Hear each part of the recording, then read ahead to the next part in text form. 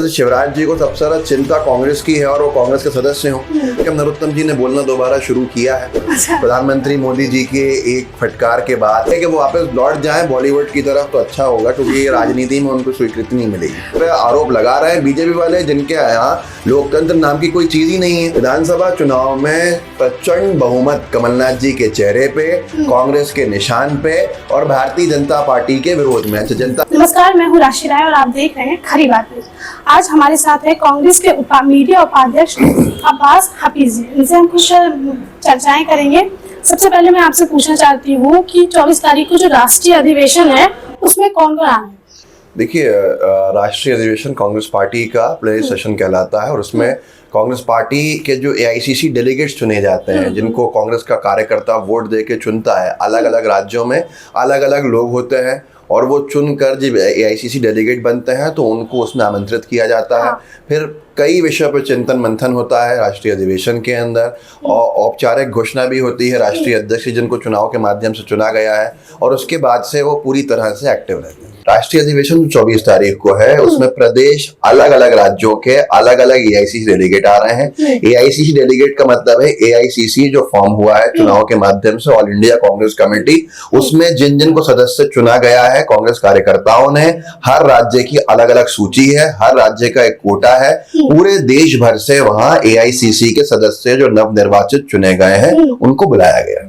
मध्य प्रदेश के जो गृह मंत्री नरोत्तम मिश्रा जी, उनका एक बयान दिया है उन्होंने कमलनाथ जी को लेकर कि कांग्रेस का कबाड़ा कर दिया जब से वो प्रदेश अध्यक्ष बने। इस पर आपका क्या कहना है? देखिए, मुझे खुशी है कम से कम नरोत्तम जी ने बोलना दोबारा शुरू किया है। प्रधानमंत्री मोदी जी के एक फटकार के बाद, समझाइश के बाद से वो तो ऐसी खामोशी में गए थे जैसे मौन व्रत रख दिया हो और हमें ये आनंद वाले पल जो है नहीं मिलते थे। अब कम से कम वो मजाक की बातें, हास्यास्पद बातें वो करते रहते हैं। डर है उनके अंदर, खुद की सुरक्षा का भाव है। उनको ही मुख्यमंत्री बनना है तो बयानबाजी तो करेंगे। जब तक वो कमलनाथ जी जैसे नेता के ऊपर बयान नहीं देंगे तो वो खुद कैसे उस तरह के नेता बनेंगे। तो उनके बयान तभी तक सीमित है और उनके बयानों को कोई भी बहुत गंभीरता से लेता नहीं है। उनको चाहिए कि वो वापस लौट जाएं बॉलीवुड की तरफ तो अच्छा होगा, क्योंकि राजनीति में उनको स्वीकृति नहीं मिलेगी। कांग्रेस के राष्ट्रीय अधिवेशन की जो आईसीसी के डेलीगेट्स की सूची जारी की गई है उसको लेकर काफी असंतोष देखा गया है, आज अखबारों में भी छपा है। तो उसको लेके आपको क्या लगता है, कांग्रेस का कोई नुकसान होगा? सबसे ज्यादा अगर असंतुष्ट कोई है आईसीसी की सूची को देखने के बाद तो वो है शिवराज सिंह चौहान जी। सबसे ज्यादा बयानबाजी वही कर रहे हैं। ऐसा लगता है जैसे शिवराज जी को सबसे ज्यादा चिंता कांग्रेस की है और वो कांग्रेस के सदस्य हों। आंतरिक मामला होता है पार्टी का। एआईसीसी ने अगर किसी को भी चुना है, कोई सूची जारी की है अपने आंतरिक मामलों के लिए, तो ये बीजेपी का इसमें कोई लेना देना है नहीं। और एआईसीसी को सबसे ज्यादा अधिकार है इसमें, जिसको चाहे चुने, जिसको चाहे नहीं लें। लेकिन मैं आपकी जानकारी के लिए और आपके दर्शकों की जानकारी के लिए एक बात बता देता हूँ, एआईसीसी के जो चयनित लोग हैं वो चयनित हैं, उनको किसी ने नॉमिनेट नहीं किया। आप उस सूची को देखेंगे तो इलेक्टेड लिखा होगा। उनको कांग्रेस के कार्यकर्ताओं ने चुना है, जिन पे आरोप लग रहे हैं उन सबको चुना गया है। तो आरोप निराधार है। वो कौन लोग हैं जो इस पे आरोप लगा रहे हैं? बीजेपी वाले, जिनके यहाँ लोकतंत्र नाम की कोई चीज ही नहीं है। हमारे राष्ट्रीय अध्यक्ष भी चयन के माध्यम से ही आए, चुनाव के माध्यम से आए, तो ये लोग नहीं समझ सकते उस बात को। इस बार विधानसभा चुनाव है तो आपको क्या संभावनाएं लग रही हैं?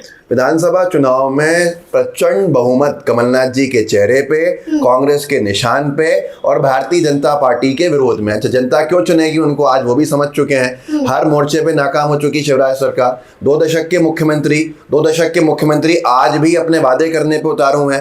वो 24,000 25,000 घोषणाएं जो आज तक पूरी नहीं हुई हैं। तो इस सब को लेके जनता मन बना चुकी है। पिछली बार कुछ सीट्स कम रह गई थी, इस बार वो बहुमत जनता देगी कि ये सरकार हिला भी नहीं पाएंगे। कांग्रेस में मुख्यमंत्री पद के दावेदार के लिए कोई नाम और है कि कमलनाथ जी रहेंगे? कमलनाथ जी हमारा चेहरा है। कमलनाथ जी पे सब लोग राजी हैं। पार्टी की एक जो व्यवस्था है बताने का ये अर्थ नहीं होता है किसी नेता ने बताया हो कि हमारे यहाँ क्या होता है कि कमलनाथ जी चेहरा ना हो। कमलनाथ जी सबसे बड़ा चेहरा है। कमलनाथ जी के नाम पर सब राजी हैं और दिग्विजय सिंह जी का बयान उसके लिए काफी है। उन्होंने भी कहा कमलनाथ जी हमारा चेहरा।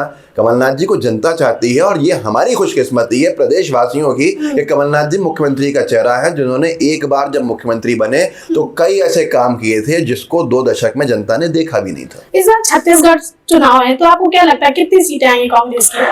छत्तीसगढ़ में चुनाव बहुत अच्छी सरकार चल रही है। भूपेश बघेल जी एक लोकप्रिय मुख्यमंत्री हैं, वहाँ तो बीजेपी नजर ही नहीं आ रही है। जनता ने छत्तीसगढ़ में पिछली बार जिस तरह का आशीर्वाद दिया था, एक बार फिर से उससे ज़्यादा अधिक आशीर्वाद की उम्मीद करते हैं। बीजेपी के बड़े बड़े नेताओं की जमानत जब्त हो जाएगी, ये हमारा दावा है। वहाँ पर मध्य प्रदेश में भी देखिएगा आप, यही होगा। मध्य प्रदेश की जनता को आप क्या सूचना देना चाहते हैं? मध्य प्रदेश की जनता को 2023 के चुनाव में फैसला करना है अपने आने वाली नस्लों के, अपने आने वाली जनरेशन के भविष्य का, कि उनको आज इतिहास लिखने का समय है और इस पूरी व्यवस्था को सही करने का वक्त है। शिवराज सरकार अगर एक बार फिर से आई तो किसान बदहाली की तरफ और बढ़ जाएंगे, युवाओं को रोजगार बिल्कुल भी नहीं मिलेगा, क्योंकि फिर वो फॉर ग्रांटेड लेना शुरू कर देंगे। जनता को अपना भविष्य तय करना है, सरकार बदलना आज मजबूरी बन चुकी है। एक नई सरकार आएगी, नया सवेरा लाएगी। कमलनाथ जी जैसा वरिष्ठ नेतृत्व वाला व्यक्ति, कमलनाथ जी जैसे वरिष्ठ राजनीति करने वाले व्यक्ति, जिनका तजुर्बा इस देश के अंदर सबसे ज़्यादा है, उन जैसे नेता को आज चुनना हमारी ज़रूरत है। कांग्रेस की सरकार आज जनता की ज़रूरत है। जनता को अपनी लड़ाई लड़नी है और जनता सोच समझ के फैसले करे। और शिवराज सरकार के जो जो प्रतिनिधि आए उनसे सवाल ज़रूर पूछे कि रोज़गार क्यों नहीं दिया, व्यापार क्यों ठप पड़े हैं। जनता अपना तय कर लेगी। तो आज हमारे साथ थे अब्बास हफीज जी, इनसे हमने मुलाकात की, काफी अच्छा लगा। देखते रहिए खरी बात राशि राय के साथ। नमस्कार।